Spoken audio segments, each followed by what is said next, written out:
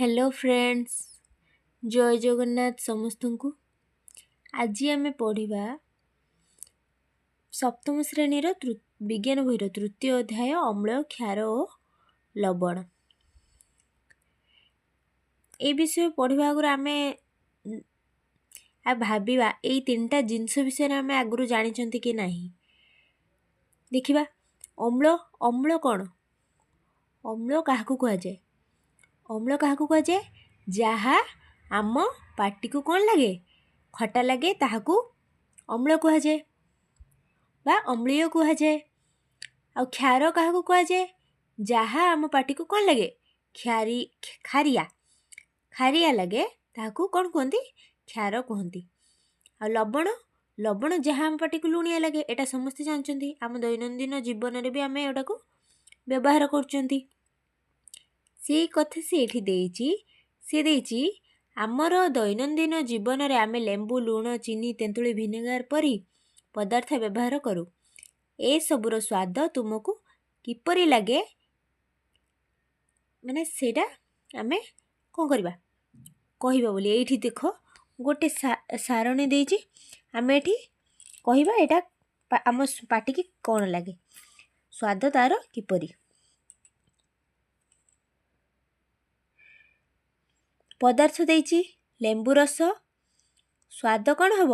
लेंबू रसर स्वाद होची खटा। कमला रसर स्वाद भी होची खटा। तापर देला भिनेगार स्वाद भी खटा। आमे केमी जानले खटा?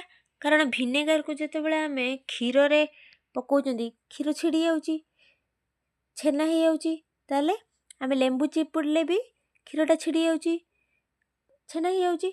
तो माने क्षीर को किए छिड़ीबार हेल्प करची किए साहाଯ୍य करची किए अम्लीय। ताले अम्लीय आमे माने प्रथम कहले अम्लीय आमको कौन लगे खटा लगे। तो भिनेगार मध्य खटा।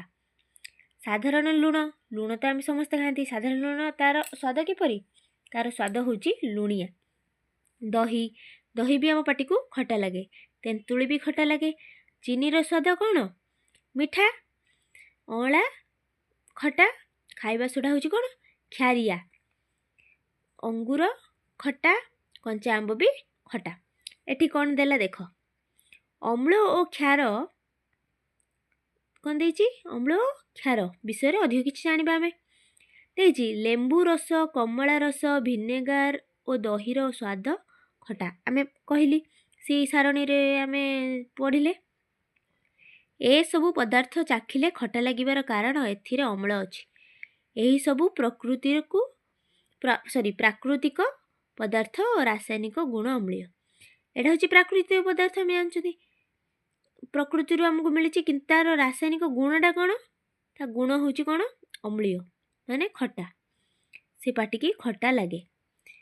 अम्ल शब्दटी केउठु आछि? अम्ल शब्दटी एक लैटिन शब्द एसिडस रु आछि जहार अर्थ होची खटा। किंतु खाइबा सोडार स्वाद खटालिया नुहे कारण एथिरे अम्ल नाही एहा क्षारिया लगे। खाइबा सोडा जोटा आमे केक रे यूज करंती केक बनैबारे व्यवहार करंती सेतरे खाइबा सोडा पकांती कारण सेटा फुलिबो शीघ्र होई जिवो। किंतु सेटा हमु कोन लागे खारिया लागे ता कारण सेतरे अम्ल न थाए माने सेटा खटा लागे नाही खारिया लागे। खारिया एइतमे लागे सेतरे अम्ल न थाए सेतरे कोन थाए? क्षार थाए। एहाकू दुई आंगुली रे घसिले चिकण लागे। कोडाकू से खाइबा सोडाकू दुई आंगुली जदि आमे दी आंगुली लगे के एमिति घसिबा एमिति दुई आंगुली धरे एमिति करिकी घसिले तो सेटा कोन लागे हमकू? चिकण लागे। एपरी आंगुली रे चिकण लागुथिबा क्षारीय स्वादयुक्त पदार्थ को क्षारक कुहा जाय। कोन कहला? आंगुली रे जोटा चिकण लागुथबो आ क्षारीय थिबो पाटी के हमकू क्षारिया लागुथबो तो कौन कहती? क्षारक कहती। आमे स्वाद चाखी पारु नथिबा पदार्थ गुड़िकर प्रकृति जानिबा किपरि? आमे तो सब जे कोनसी पदार्थर स्वाद जानिया पई तो आमे चाखी परिबन ना कारण कोटा माने क्षतिकारक हेतिबो कोटा आम शरीर पई क्षतिकारक हेतिबो तो कोटा आम पई जोटा जहाँ आम पई असुविधा सृष्टि करि परिबो ଆମ ଶରୀର ପାଇଁ। ତ ସବୁ ଜିନିଷର ସ୍ୱାଦ ଆମେ ଚାଖିପାରିବାନି। ଯଦି ଚାଖିବାକୁ ହେଲେ ଆମେ କ'ଣ କରିବା, କିଛି ଗୋଟେ ସୂଚକ ବ୍ୟବହାର କରିବା, କିଛି ଗୋଟେ ମାଧ୍ୟମ ଦ୍ୱାରା ତାକୁ ଜାଣିବା କି ଏଟା ଅମ୍ଳୀୟ କି କ୍ଷାରୀୟ। କୌଣସି ପଦାର୍ଥର ଅମ୍ଳୀୟ କିମ୍ବା କ୍ଷାରୀୟ ଗୁଣକୁ ଜାଣିବା ପାଇଁ କେତେକ ବିଶେଷ ପଦାର୍ଥ ବ୍ୟବହୃତ ହୁଏ। ଏମାନଙ୍କୁ କ'ଣ କୁହନ୍ତି, ସୂଚକ। କହିଲି କିଛି ଗୋଟେ ସୂଚକ ବ୍ୟବହାର କରିକି ଆମେ ଜାଣିବା ଏଟା ଅମ୍ଳୀୟ କି କ୍ଷାରୀୟ। ସବୁ ଜିନିଷକୁ ସବୁବେଳେ ଚାଖିବା ଉଚିତ ନୁହେଁ। ଏହି ସୂଚକ ପଦାର୍ଥର ସଂସ୍ପର୍ଶରେ ଆସିଲେ ଅମ୍ଳୀୟ କିମ୍ବା କ୍ଷାରୀୟ ପଦାର୍ଥର ରଙ୍ଗ ବଦଳିଯାଏ। ଯେମିତି ସୂଚକ ଗୁଡ଼ିକ କ'ଣ କ'ଣ, ଲିଟମସ୍, ହଳଦୀ, ମନ୍ଦାର ଫୁଲ ପରି କେତେକ ସୂଚକ। ତ ଆମେ ଏଠି ଜାଣିବା କାହାର ମାନେ ଯେଉଁ ପଦାର୍ଥର ଯେଉଁ ସବୁ ଅମ୍ଳୀୟ ଗୁଣ ଅଛି ତାକୁ ନାଁ ବି ଦିଆଯାଇଛି, ସେଟା କେଉଁ ଅମ୍ଳ କୁହନ୍ତି, ତାର ଜାଣିବା କେଉଁ ଅମ୍ଳ କାହାର କେଉଁ ଅମ୍ଳ ଅଛି। ଅମ୍ଳର ନାମ ଏଠି ଦେଇଛି, ଆଉ ପ୍ରାକୃତିକ ଉତ୍ସ ଦେଇଛି। ଭିନେଗାର ଯେଉଁଟା ଆମେ ଛେନା ଛିଡ଼ିବାରେ ସାହାଯ୍ୟ କରେ, ଆମକୁ କ୍ଷୀର ଛିଡ଼ିବାରେ ସାହାଯ୍ୟ କରେ, ଆମେ କ୍ଷୀରରେ ପକେଇକି ଛେନା ଛିଡ଼ାନ୍ତି, ସେଥିରେ କ'ଣ ଥାଏ, ଏସିଟିକ୍ ଅମ୍ଳ ଥାଏ। ଆଉ ପିମ୍ପୁଡ଼ି ଜନ୍ଦା କାମୁଡ଼ିଦେଲେ ଆମକୁ ପୋଡ଼େନି, ପିମ୍ପୁଡ଼ି ଜନ୍ଦା କାମୁଡ଼ିଦେଲେ ଆମକୁ କୁଣ୍ଡେଇ ହୁଏ, ପୋଡ଼େ। କ'ଣ ପାଇଁ ପୋଡ଼େ, କାରଣ ସେଥିରେ ବି ଗୋଟେ ଅମ୍ଳ ଥାଏ ତାଙ୍କ ଶୁଣ୍ଢରେ। କି ଅମ୍ଳ, ସେଟା ହେଉଛି ଫର୍ମିକ୍ ଅମ୍ଳ। ଆଉ କମଳା, ଲେମ୍ବୁ ଆମେ ଯେଉଁ ଖାଉଛନ୍ତି ସେଥିରେ କ'ଣ ଥାଏ, ସାଇଟ୍ରିକ୍ ଅମ୍ଳ। ସାଇଟ୍ରିକ୍ ଅମ୍ଳ ଥିବା ଯୋଗୁଁ ସେଟା ଆମକୁ କ'ଣ ଲାଗେ, ଖଟା ଲାଗେ। ଦହିରେ କେଉଁ ଅମ୍ଳ ଥାଏ, ଲାକ୍ଟିକ୍ ଅମ୍ଳ। ପାଳଙ୍ଗ ଶାଗରେ କେଉଁ ଅମ୍ଳ ଥାଏ, ଅକ୍ଜାଲିକ୍ ଅମ୍ଳ। ଅଁଳାରେ ଆସ୍କର୍ବିକ୍ ଅମ୍ଳ। ଆଉ ଅଁଳାରୁ ଆମକୁ କ'ଣ ମିଳେ, ଭିଟାମିନ୍ ସି ମିଳେ। ତେନ୍ତୁଳି, ଅଙ୍ଗୁର, କଞ୍ଚା ଆମ୍ବ ଏଥିରେ କ'ଣ ଥାଏ, ଟାଟାରିକ୍ ଅମ୍ଳ। ଏଗୁଡ଼ା କ'ଣ ହେଲା, ଅମ୍ଳ। ମାନେ ଏଇସବୁ ପ୍ରାକୃତିକ ଉତ୍ସ ଯେଉଁଟା ପ୍ରକୃତିରେ ଆମକୁ ମିଳେ, ତା ଦେହରୁ କି ଅମ୍ଳ ଅଛି ଏଟା ଆମେ ଜାଣିଲେ। ତାପରେ ଜାଣିବେ କ୍ଷାର, ମାନେ କି କ୍ଷାରୀୟ ବି ଅଛି, କ୍ଷାରୀୟ ପଦାର୍ଥ ଅଛି, ତାର ନାମ ବି ଆମେ ଜାଣିବା। ଉତ୍ସରୁ କି କ୍ଷାରୀୟ ପଦାର୍ଥ ବାହାରେ। ଧର ଚୂନ ପାଣିରେ କି କ୍ଷାର ଥାଏ, କ୍ୟାଲସିୟମ ହାଇଡ୍ରୋକ୍ସାଇଡ୍ ଥାଏ, ହେଲା, HCl ଯେଉଁ କୁହନ୍ତି, କ୍ୟାଲସିୟମ ହାଇଡ୍ରୋକ୍ସାଇଡ୍। ତାପରେ କାଚ ସଫା କରିବା ଦ୍ରବଣ, ତା ଦେହରେ କ'ଣ ଥାଏ, ଏମୋନିୟମ ହାଇଡ୍ରୋକ୍ସାଇଡ୍। ତାପରେ ସାବୁନରେ କ'ଣ ଥାଏ, ସୋଡ଼ିୟମ ହାଇଡ୍ରୋକ୍ସାଇଡ୍ ବା ପଟାସିୟମ ହାଇଡ୍ରୋକ୍ସାଇଡ୍। ପ୍ରତିଅମ୍ଳ ବଟିକା କାହାକୁ କୁହନ୍ତି, ଯେଉଁଟା ଆମ ଧର ବଦ ହଜମି ହେଲା, ଆମକୁ ଏସିଡ୍ ହେଇଗଲା, ତ ଆମେ ଗୋଟେ ବଟିକା ୟୁଜ୍ କରନ୍ତିନି, ଇନୋ ପିଅନ୍ତି। ଆଉ ଗୋଟେ ବଟିକା ମଧ୍ୟ ଡାଇଜିନ୍ ତା ନାଁ, ସେଟା ବି ୟୁଜ୍ କରନ୍ତି ଆମେ ଆମର ପେଟରେ ଅମ୍ଳ ହେଇଗଲେ, ତାକୁ କୁହନ୍ତି ପ୍ରତିଅମ୍ଳ ବଟିକା। ଯାହା କ'ଣ କରେ, ସେ ଅମ୍ଳୀୟକୁ କାଟିକି ପ୍ରଶମିତ କରିଦିଏ। ପ୍ରଶମିତ ବିଷୟରେ ଆମେ ପରେ ପଢ଼ିବା, ପରେ ଅଛି। କିନ୍ତୁ କ'ଣ, ପ୍ରତିଅମ୍ଳ ବଟିକାରେ କ'ଣ ଥାଏ, ମ୍ୟାଗ୍ନେସିୟମ ହାଇଡ୍ରୋକ୍ସାଇଡ୍ ଥାଏ। ହେଲା, ସମସ୍ତେ ମନେ ରଖିବେ, ଏଗୁଡ଼ା ବହୁତ 1 ମାର୍କିଆ କ୍ୱେଶ୍ଚିନ୍ ଆସିବ। ପଚାରିଦେବ ଚୂନ ପାଣିରେ କେଉଁ କ୍ଷାର ଥାଏ, ତ ଆମେ ଜାଣିଥିଲେ ସିନା ଲେଖିବା କ'ଣ, କ୍ୟାଲସିୟମ ହାଇଡ୍ରୋକ୍ସାଇଡ୍ ଥାଏ। ସେମିତି ପ୍ରତିଅମ୍ଳ ବଟିକାରେ ମ୍ୟାଗ୍ନେସିୟମ ହାଇଡ୍ରୋକ୍ସାଇଡ୍ ଥାଏ। ତାପରେ ଦେଇଛି ପ୍ରାକୃତିକ ସୂଚକ ବା ନ୍ୟୁଟ୍ରାଲ ଇଣ୍ଡିକେଟର। ଲିଟମସ୍, ଏଇଠି ଆମେ ପଢ଼ିକି ଆସିଲେ କ'ଣ, ଲିଟମସ୍ ବି ଗୋଟେ ପ୍ରାକୃତିକ ସୂଚକ। ତ ଏଠି ଲିଟମସ୍ ବିଷୟରେ କିଛି ଅଧିକ ଧାରଣା ଦେଇଛି। ତ ଲିଟମସ୍ କ'ଣ, ଲିଟମସ୍କୁ ଏକ ମୁଖ୍ୟ ପ୍ରାକୃତିକ ସୂଚକ ଭାବରେ ବ୍ୟବହାର କରାଯାଏ। ଏହା ଲାଇକେନ୍ରୁ ପ୍ରସ୍ତୁତ ହୁଏ। ଲାଇକେନ୍ ଗୋଟେ କ'ଣ, ଉଦ୍ଭିଦ। ପାତିତ ଜଳରେ ଏହାର ପାଟଳ ଅମ୍ଳୀୟ ଦ୍ରବଣରେ ମିଶିଲେ ଏହାର ରଙ୍ଗ ନାଲି ଏବଂ କ୍ଷାରୀୟ ଦ୍ରବଣରେ ମିଶିଲେ ଏହାର ରଙ୍ଗ ନୀଳ ହୁଏ। ଏହା ଦ୍ରବଣ କିମ୍ବା କାଗଜ ଖଣ୍ଡ ରୂପରେ ମିଳେ। ଏହି କାଗଜକୁ ଲିଟମସ୍ କାଗଜ କୁହାଯାଏ। ଜାଣିପାରିଲେ ଏବେ ଲିଟମସ୍ କାଗଜ କାହାକୁ କୁହାଯାଏ ଆଉ କେଉଁଠୁ ମିଳେ, ଲାଇକେନ୍ରୁ ପ୍ରସ୍ତୁତ ହୁଏ। ହେଲା, ପଚାରିଦେବ ଲିଟମସ୍ କାଗଜ କେଉଁଥିରୁ ପ୍ରସ୍ତୁତ ହୁଏ, ଲିଟମସ୍ କାଗଜ ଲାଇକେନ୍ରୁ ପ୍ରସ୍ତୁତ ହୁଏ। ଯେପରି ନାଲି ଲିଟମସ୍ କାଗଜ ଓ ନୀଳ ଲିଟମସ୍ କାଗଜ, ମାନେ 2 ପ୍ରକାର କାଗଜ ଅଛି, ଗୋଟେ ନାଲି ଲିଟମସ୍ କାଗଜ ଆଉ ଗୋଟେ ନୀଳ ଲିଟମସ୍ କାଗଜ। ଏଇଟା ହେଉଛି ଦେଖ ନାଲି ଲିଟମସ୍ କାଗଜ, ଏଇଟା ହେଉଛି ନୀଳ ଲିଟମସ୍ କାଗଜ। ଏଠି ତୁମ ପାଇଁ କାମ ଦେଇଛି। ତାପରେ ଏଠି ଦେଇଛି ଦ୍ରବଣର ନାମ, ଦେଇଛି ଦ୍ରବଣ, ଏଟା ଦେଇଛି କ୍ରମିକ ନମ୍ବର, ଦ୍ରବଣର ନାମ, ନାଲି ଲିଟମସ୍ରେ ପ୍ରଭାବ, ନୀଳ ଲିଟମସ୍ର ପ୍ରଭାବ। ହେଲା, ଦେଖ ଏଠି ଆମେ ପଢ଼ିବା ଲେମ୍ବୁ ରସରେ କିଛି ପାଣି ମିଶାଇ ଏକ କାଚ ପାତ୍ରରେ ରଖ। ସିଏ ଦେଇଛି ମାନେ ଲେମ୍ବୁ ରସ ଅମ୍ଳୀୟ କ୍ଷାରୀୟ ଆମେ ଜାଣିବା ପାଇଁ କ'ଣ କରିବା? ତ ଆମେ ଏଇ ଲିଟମସ୍ ପେପର୍ ୟୁଜ୍ କରିକି ଜାଣିବା ନା କେଉଁଟା ଅମ୍ଳୀୟ କ୍ଷାରୀୟ। ମୁଁ କହିଥିଲି ନା ସବୁ ଜିନିଷକୁ ଚାଖିବା ପ୍ରଥମେ ଠିକ୍ ନୁହେଁ, ପ୍ରଥମେ ସୂଚକ ୟୁଜ୍ କରିକି ଜାଣିବା। ତା ନାଲି ଲିଟମସ୍ର ପ୍ରଭାବ କଳା ପାଣି କଳ ପାଣି କ'ଣ? କଳ ପାଣି ଯେଉଁ ଆମେ ପାଣି ପିଉଛନ୍ତି ସେଇଟା କ'ଣ ନ୍ୟୁଟ୍ରାଲ୍, ତା ଦେହରେ ବେଶୀ ଅମ୍ଳୀୟ ନଥାଏ କି କ୍ଷାରୀୟ ନଥାଏ, ତ ସେଇଟା ହେବ କ'ଣ କିଛି ପ୍ରଭାବ ପକାଇବ ନାହିଁ। ସାବୁନ ପାଣିଟା କ'ଣ? ସାବୁନ ପାଣିଟା ସେତେବେଳେ ସେପଟେ ପଢ଼ିଲେ ଆମେ କ୍ଷାରୀୟ ତ କ'ଣ କରିବ? ନାଲି ଲିଟମସ୍କୁ ନୀଳ କରିଦେବ। ସାମ୍ପୁ ଏଟା ବି କ୍ଷାରୀୟ, ନାଲି ଲିଟମସ୍କୁ ନୀଳ କରିଦେବ। ଲୁଣ ପାଣିଟା କିଛି ନୁହେଁ, ଲୁଣ ପାଣିଟା କ'ଣ ଲବଣ, ଏଟା ଅମ୍ଳୀୟ ନୁହେଁ କି କ୍ଷାରୀୟ ନୁହେଁ, ତ ଏଟା କିଛି ହେବନି। ଚିନି ପାଣିରେ ବି କିଛି ହେବନି। ଲୁଗା ଧୁଆ ସୋଡ଼ା ପାଣି କହିଥିଲି ନା କ୍ଷାରୀୟ, ସେଟା କ୍ଷାରୀୟ ହେଲେ ନାଲି ଲିଟମସ୍କୁ କ'ଣ କରିଦେବ? ନୀଳ କରିଦେବ। ଚୂନ ପାଣି ଏଟା ବି କ୍ଷାରୀୟ, ପାତିତ ଜଳ ଏଟା ବି କ୍ଷାରୀୟ। ଗଲା ଏଠି। ତାପରେ ଆମେ ଏଇଠି ଦେଖିବା, ଏଇଠି ଦେଖ ଦେଇଛି କେମିତି କ'ଣ ନାଲି ଲିଟମସ୍କୁ ନୀଳ ହୁଏ, ନୀଳ ଲିଟମସ୍ ନାଲି ହୁଏ। ନୀଳ ଲିଟମସ୍କୁ ଆମେ ଅମ୍ଳୀୟ ଦ୍ରବଣରେ ପକାଇଲେ, ଯଦି ଆମେ ନୀଳ ଲିଟମସ୍କୁ ଅମ୍ଳୀୟ ଦ୍ରବଣରେ ବୁଡ଼େଇବା ତ ସେଟା କ'ଣ ରଙ୍ଗ ହେଇଯିବ? ନାଲି ହେଇଯିବ। ବୁଝିପାରିଲ? ତ ଆକୁ ମନେ ରଖିବାର ଗୋଟେ ଟ୍ରିକ୍ ହେଉଛି, ଯଦି ଆମେ ଜଣକୁ କ'ଣ କରିବା, ତା ପାଟିରେ ଧର ଲେମ୍ବୁ ଚିପୁଡ଼ି ଦେବା, ସେ କ'ଣ ହେଇଯିବ? ତା ଖଟା ଏତେ ଜୋର ଲାଗିବ, ସେ ରାଗିଯିବ। ରାଗିଗଲେ କ'ଣ ହେଇଯିବ? ଲାଲ ପଡ଼ିଯିବ। ସେମିତି ମନେ ରଖିବା କି ଏଇଟା ହେଉଛି ନୀଳ ଲିଟମସ୍ ହେଉଛି ଗୋଟେ ମଣିଷ, ତା ଦେହରେ ଆମେ କ'ଣ ଏଇ ଅମ୍ଳୀୟ ଦ୍ରବଣ ମାନେ ଲେମ୍ବୁ ମାନେ ତା ପାଟିରେ ପକାଇଦେଲେ ଯେମିତି ସିଏ ରାଗିଗଲା, ଲାଲ ହେଇଗଲା। ସେ ମନେ ରଖିବା ନୀଳ ଲିଟମସ୍କୁ ସିଏ ଲାଲ କରେ, କିଏ? ଅମ୍ଳୀୟ। ଆଉ କ୍ଷାରୀୟ କ'ଣ କରେ? ନାଲି ଲିଟମସ୍କୁ ନୀଳ କରେ। ବୁଝିପାରିଲ? ତାପରେ ଏଇଠି ଦେଇଛି ଦେଖ, ଲେମ୍ବୁ ରସରେ ଯଦି ଆମେ ହଳଦୀ ଦ୍ରବଣ ପକାଇବା କ'ଣ ହୁଏ? ସିଏ କ'ଣ ହେବ?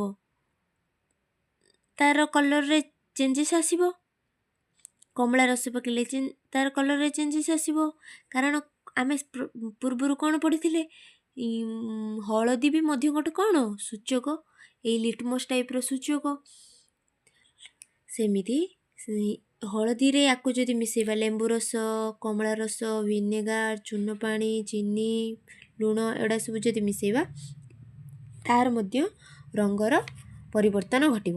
କେମିତି ଘଟିବ ଆମେ ୟା ପର ପେଜ୍ରେ ପଢ଼ିବା, ଅଛି ସେଇଠି। ଏଇ ଦେଖ, ସିଏ କ'ଣ କରୁଛି? ହଳଦୀ ବଟା ଗୋଟେ ରଖିକି ଗୋଟେ ପେପରରେ କ'ଣ କରୁଛି? ଗୋଟେ ହଳଦୀ ସେଇ ବଟରେ ପାଣି ମିଶାଇକି ସେ ପେପର ଉପରେ ପୁରା ଲଗେଇ ଦେଇଛି। ତାପରେ ସାବୁନ ପାଣିରେ ତା ଉପରେ ଚିତ୍ର ଆଙ୍କୁଛି। ଚିତ୍ର ଆଙ୍କିବା ଚିତ୍ରଟେ କି କଲର୍ ହେଉଛି? ରେଡ଼୍ କଲର୍ ହେଉଛି। କେମିତି ହେଉଛି? କାରଣ ହଳଦୀ ହେଉଛି ଗୋଟେ ସୂଚକ। ହଳଦୀ ଉପରେ କ୍ଷାର ପାଣି ଲାଗିଲେ ବା କ୍ଷାରୀୟ ପଦାର୍ଥ ଲାଗିଲେ ତାହା କ'ଣ ପାଟଳ ନାଲି ରଙ୍ଗରେ ପରିଣତ ହୁଏ। ଗାଢ଼ ପାଟଳ ଯେଉଁ କୁହନ୍ତି। ଏଇ ଦେଖ, ମନ୍ଦାର ଫୁଲ ଦେଖ ଦେଇଛି ଏଇଠି। ମନ୍ଦାର ଫୁଲ ପାଖୁଡ଼ାକୁ ପ୍ରସ୍ତୁତ ଦ୍ରବଣକୁ ଏକ ସୂଚକ ଭାବରେ ମଧ୍ୟ ବ୍ୟବହାର କରୁଛେ। ଆମେ ପୂର୍ବ ଇଏରେ ବି ପଢ଼ିଲେ। ଏହି ସୂଚକ ଅମ୍ଳୀୟ ଦ୍ରବଣ ସହ ମିଶିଲେ ଗାଢ଼ ପାଟଳ ରଙ୍ଗ ଏବଂ କ୍ଷାରୀୟ ଦ୍ରବଣ ସହ ମିଶିଲେ ସବୁଜ ରଙ୍ଗ। ଯଦି ମନ୍ଦାର ଫୁଲ ଦ୍ରବଣ ମିଶିବ ମାନେ ଅମ୍ଳୀୟ ସାଙ୍ଗରେ, ତାହେଲେ କି ରଙ୍ଗ ହେବ? ଗାଢ଼ ପାଟଳ। ଯଦି କ୍ଷାରୀୟ ସାଙ୍ଗରେ ମିଶିଲେ କ'ଣ ହେଇଯିବ? ଗ୍ରୀନ୍ କଲର୍ ହେଇଯିବ ବା ସବୁଜ କଲର୍ ହେଇଯିବ। ଏଇଟା ରହିଲା ତମ ପାଇଁ କାମ ପିଲା। ଏଇଟା ସମସ୍ତେ ମୋତେ ଯାହା ଏଇ 6ଟା ଭିତରୁ ଗୋଟେ ମୋତେ କମେଣ୍ଟ ମାଧ୍ୟମରେ ଜଣେଇବ କି ଦ୍ରବଣର ନାମ ଏଇଟା ଲେମ୍ବୁ ରସ ଦେଇଛି, ତାହେଲେ ମୂଳ ରଙ୍ଗ ତାର କ'ଣ? ମନ୍ଦାର ଫୁଲ ଦ୍ରବଣରେ ମିଶିଲା ପରେ ତାର ରଙ୍ଗ କ'ଣ ହେବ? ମୋତେ କମେଣ୍ଟ ମାଧ୍ୟମରେ ଜଣେଇବ। ମୁଁ ଗୋଟେ କହିଦେଉଛି, ଲେମ୍ବୁ ରସ କ'ଣ? ଲେମ୍ବୁ ରସ ହେଉଛି ଅମ୍ଳୀୟ। ଆମେ ପଢ଼ିକି କହିଲେ ମୂଳ ରଙ୍ଗ ତାର କ'ଣ? ଧଳା। ଯେତେବେଳେ ମନ୍ଦାର ଦ୍ରବଣ ସହିତ ମିଶିବ, ଅମ୍ଳୀୟ କ'ଣ କରେ? ମିଶିଲେ ଗାଢ଼ ପାଟଳ ହୁଏ। ତ ଏଟା କ'ଣ ହେଇଯିବ? ଗାଢ଼ ପାଟଳ ରଙ୍ଗ ହେଇଯିବ। ଜାଣିଲ? ମୋତେ ତାପରେ ଏଇ ନେକ୍ସଟ ଯେଉଁ ଅଛି 5ଟା, ତାର କମେଣ୍ଟ ମାଧ୍ୟମରେ ତାର ଉତ୍ତର ଜଣାଇବ। ଏଠି ଦେଖ, ଏଠି ଆଉ ବିଶେଷ କିଛି ଦେଇନି, ସେଇଆ ହିଁ ଦେଇଛି ସବୁ। तापर तुम्हें जान कि देखिए वर्षा जल में अत्यधिक अम्ल थिले एहाकू अम्ल वर्षा कहुए। एसिड रेन जो कहती यही अम्ल सबू आसे केउठू वायुमंडल प्रदूषक अंगारकाम्ल सल्फर डाइऑक्साइड और नाइट्रोजन डाइऑक्साइड वर्षा जल में द्रवीभूत हो यथाक्रमे कार्बनिक अम्ल गंधक अम्ल और नाइट्रिक अम्ल रे परिणत हुए। यही सबू अम्ल मिशा वर्षा जल कोठाबाड़ी गछलता और प्राचीन कीर्ति एपरिक ताजमहल क्षति साधन करे। आ गोटे कौन देला पॉइंट आम शरीर कोशर एक अम्ल अच्छी जार नाम कौन डीऑक्सीराइबो न्यूक्लिक अम्ल। यह आम शरीर आकृति उच्चता आखिर रंग प्रभृति नियंत्रण करे। शरीर कोश गठन आवश्यक पुष्टिसार आमिनो अम्ल एवं स्नेहसार स्नेह अम्ल रही। बुझिपार पिला माने एतिकी होची ए विषयर शिक्षणीय जिनस। जदि कहार किछि डाउट रहे तो मते कमेंट माध्यम रे जणैबो। मो डाउट क्लियर करबा को यथासंभव चेष्टा करिवि।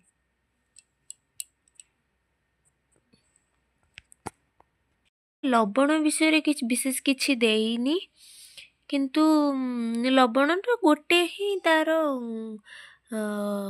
कौन प्रकृति जहाँ कौन आम पाटी को लुणिया लगे आम जो खाद्य व्यवहार करती लुण ये देख प्रशमनीकरण गोटे देइछि एटा होछि मेन पॉइंट। एटा भी परीक्षा पड़े।